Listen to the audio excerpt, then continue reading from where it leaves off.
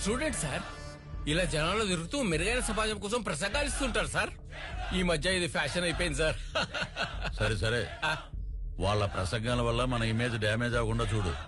Sir అవి మనం డబ్బించుకున్న ఓట్లు సార్. వాళ్ళతో పెద్ద ప్రాబ్లం కదా సార్. మన వాళ్ళందరికీ చెప్పి వీళ్ళ మీద ఒక కన్నేసి ఉంచమను. Okay sir. ఢిల్లీ నుంచి రాగానే వీళ్ళ సంగతి మనం చూద్దాం. ఏం చెప్పమంటారు బాబు, ఈ ఊరు సమస్యలని అక్కడే ఉన్నాయి. దాని గురించి మాట్లాడదామంటే వార్డు మెంబర్ రాడు, సర్పంచ్ పట్టించుకోడు, కార్పొరేటర్ పనిచేయడు. ఇక ఎమ్మెల్యే విషయానికి వస్తే ఓటేసి గెలిపించి 4 సంవత్సరాలైంది. ఈ 4 సంవత్సరాల్లో ఆయన ఇంటి చుట్టూ ఆయన ఆఫీస్ చుట్టూ తిరగడం తప్ప ఆయన మొహం చూస్తే ఒట్టు బాబు.